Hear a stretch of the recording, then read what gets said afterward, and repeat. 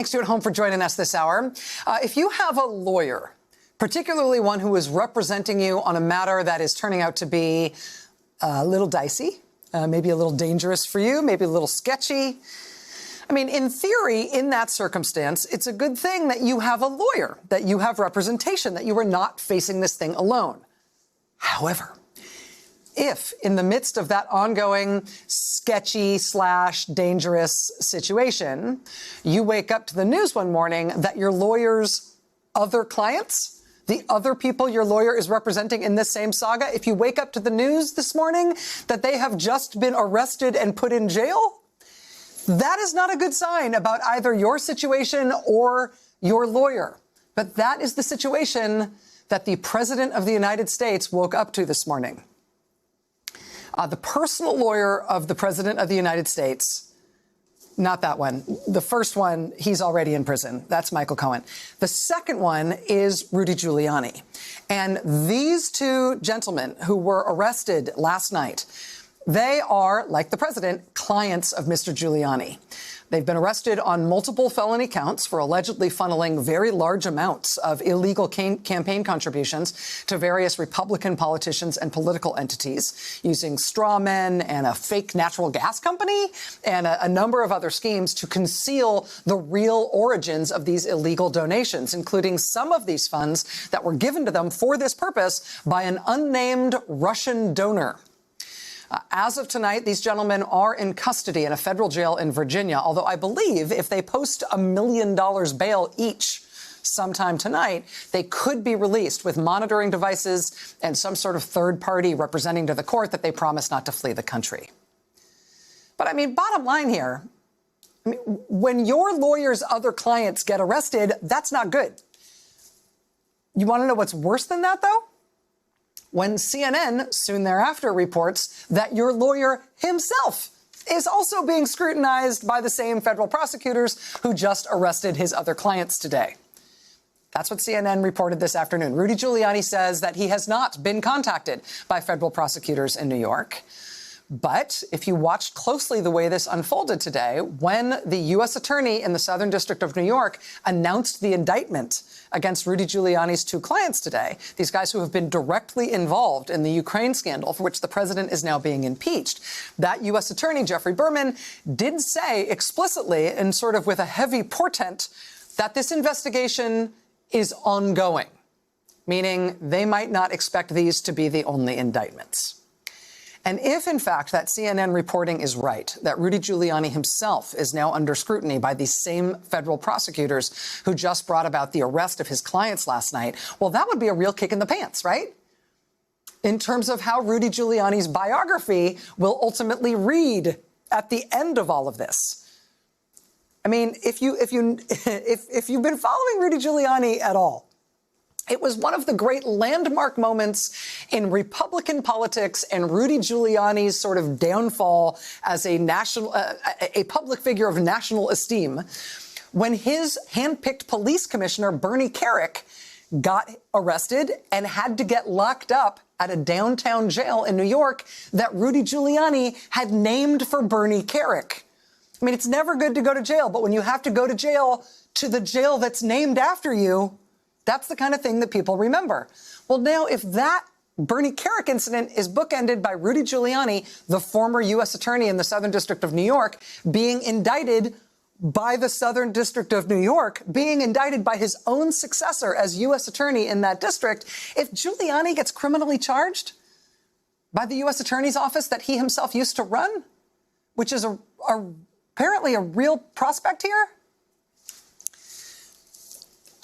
that'll be something. I don't even know what to say about that prospect. But that is a non-zero possibility at this point, at least if that CNN reporting bears out. And you probably noticed that the news developed quite fast today.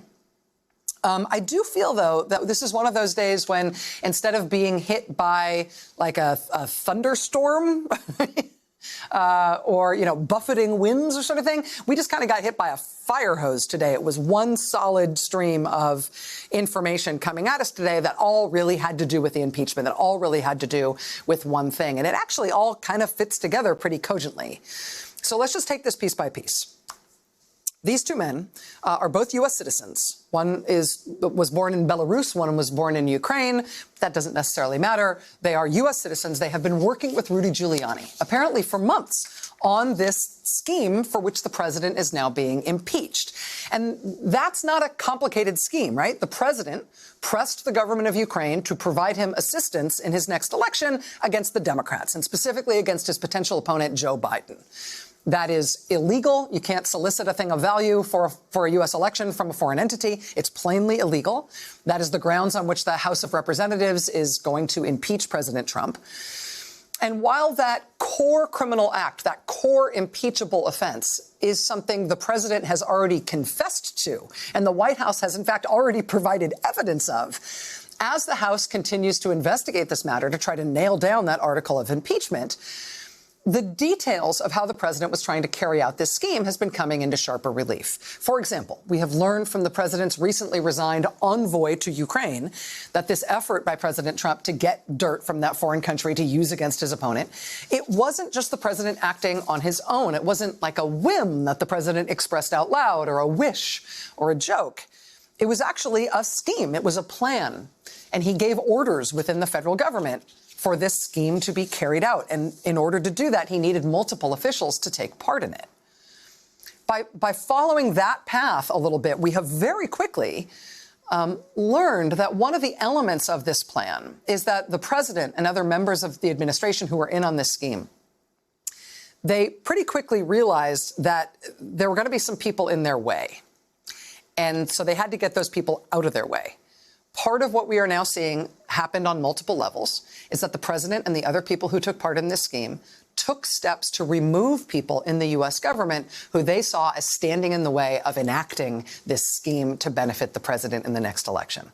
One of the people they took out of the picture, they removed from her post, was the then U.S. ambassador to Ukraine. Her name is Marie Yovanovitch. She is due to give a deposition to the House of Representatives in the impeachment inquiry tomorrow.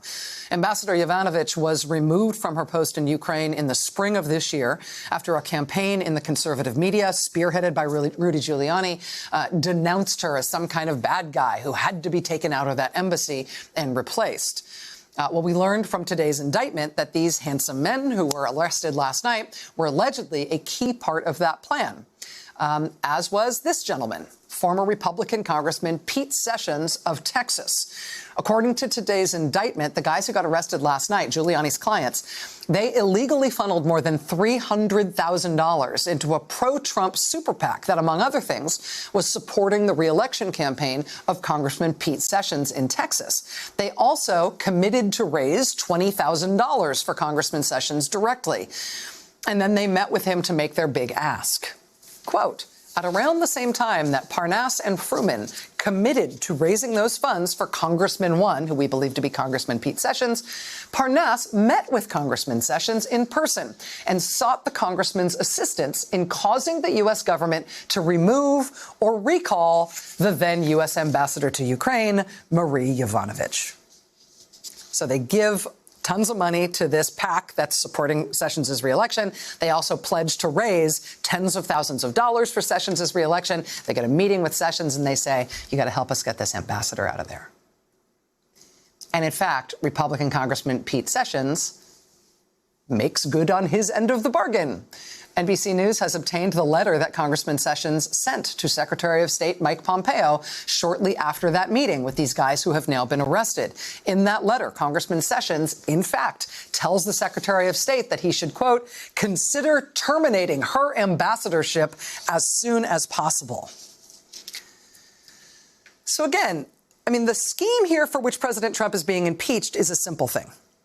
But in order to enact this scheme where he's going to get help from Ukraine against the Democrats, a lot of different people had to play their part. This isn't something that he did on his own. He put the U.S. government to work to enact this scheme. And once he did that, people who weren't going to play their part had to be cleared out of the way. People who might squawk about this, people who might realize this was wrong, people who might pose resistance to this scheme, they had to be ousted. And it started to seem, apparently, very clear to them that one of the people who would need to be cleared out of the way was U.S. Ambassador Marie Yovanovitch. I mean, those guys who were making a lot of allegedly illegal campaign contributions and meeting with that Texas Republican congressman in order to try to enact that part of the scheme, they are also reportedly the guys who were arranging meetings with Ukrainian officials for Rudy Giuliani. Again, to try to put together this scheme where the Ukrainian government would help Trump by launching basically bogus investigations into Democrats, specifically into Joe Biden. And importantly, they specifically sought from Ukraine a public announcement of those investigations into Joe Biden to make sure that they could cast maximum aspersions on Biden and the Democrats ahead of the 2020 election. So there's a couple parts of the story that I think are still developing tonight that I'm super interested in. One is this report from reporter Elena Plott at The Atlantic magazine. You see the title there, The Mystery of Rudy Giuliani's Vienna Trip. Now, you might have seen the news today about these arrests, that when these guys who had been working with Rudy Giuliani on the Ukraine scheme, his supposed clients, when they were arrested last night, they were actually arrested at the Dulles Airport in the D.C. suburbs. According to the U.S. attorney who unsealed their indictment today, these guys were about to leave the country with one-way tickets. Those tickets were reportedly going to take them to Frankfurt, Germany. Now, whether they were planning on just stopping in Germany or continuing on a further flight from there, it's not totally clear. But for his part, according to Elena Plott, Mr. Giuliani says that Vienna is where his clients were going. When they were arrested by the FBI last night, they might have had initial tickets to Frankfurt, but where their ultimate destination was Vienna, Austria. Rudy Giuliani also told Elena Plott from Atlantic magazine that he, too, was on his way to Vienna, Austria. I mean, this indictment was apparently drawn up by the grand jury yesterday, so these arrests could take place last night. It was then unsealed this morning so we could all see it. There is some reporting today that suggests that the timing of the grand jury indictment, the timing of the arrests, was driven by the fact that these guys were going to the airport, to the international terminal, and planning to leave on a foreign trip from which nobody knew if they would ever return. I mean, that's interesting in its own right, just in terms of like the cops and robbers of this, right? Just in terms of the way the wheels of justice turn. Oh, we've been working on this. Better get the indictment done. Better get the arrests done tonight before they get on those planes, right? I think that detail may also go some distance toward dispelling any conspiracy theorizing about why these arrests happen right now and not on any other day. It looks like the reason they happened right now and not on any other day is because these guys were about to leave the country. But if, as Rudy Giuliani tells the Atlantic magazine, these guys were going to Vienna, if that's where they were leaving the country to go. If Rudy Giuliani himself was on his way to Vienna, why Vienna? Well, I don't know. But Vienna has surfaced one other time in this scheme for which the president is being impeached. Do you remember this? A couple of weekends ago, after the impeachment proceedings against President Trump were announced, Rudy Giuliani went on network television and started waving around this damning document, which he said was like the pot of gold at the end of the rainbow, and he was the happiest leprechaun ever. This was the much heralded dirt against Joe Biden that this whole scheme had been designed to elicit from the government of Ukraine. He was like, this is it. I got it. What that document was, that Rudy Giuliani was waving around on TV, was a sworn statement from a former Ukrainian official who had sort of left office in a cloud of ethics allegations. That sworn statement is basically all the accusations that Giuliani and Trump have been wanting to make about Joe Biden. It's the whole point of why they enacted this scheme. This is the thing for which they can smear Joe Biden, they think, to help Trump get reelected in 2020. Look, here's all the terrible things we want you to believe Joe Biden did that Ukraine ought to be investigating. Right. Well, that sworn statement, which is all of this made-up stuff about Joe Biden, that was obtained by Rudy Giuliani from a man named Dmitri Firtash. It says right on the front page of that document that it was obtained from Dmitri Firtash. Dmitri Firtash lives in Vienna, Austria, and he never gets to leave. He always has to stay in Vienna, Austria. Why is that? Because that's where he's under house arrest.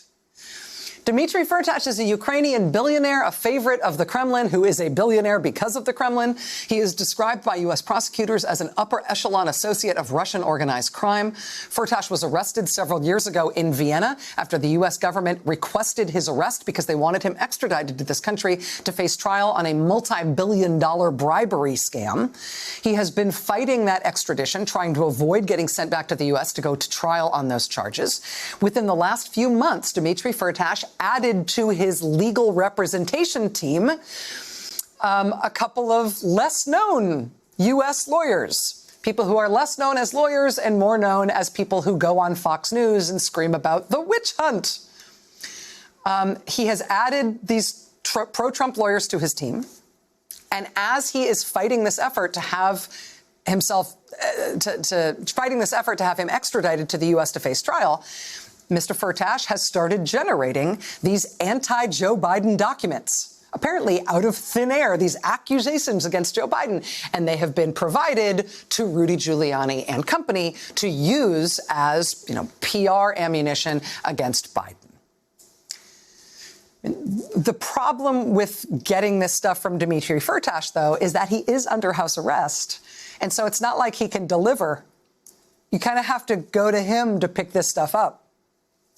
And I don't know, maybe there are lots of other people involved in this scheme who happen to be in Vienna, Austria, who need in-person visits from Rudy Giuliani and his Tweedledum and Tweedledee, right, as they try to effectuate this scheme on behalf of President Trump and to benefit Trump's 2020 campaign chances. Maybe Vienna is full of people who are helping out with this. But if you step back from this just a second, right, to see who has been working with the President of the United States on this scheme for which he is now being impeached, I mean, Rudy Giuliani admits that he has been working on this scheme with Dmitri Firtash, this guy who is under house arrest, fighting extradition to the United States, labeled an upper echelon associate of Russian organized crime, wanted on multi-billion-dollar bribery charges. Giuliani admits he's been working with him and getting his best anti-Biden stuff from him.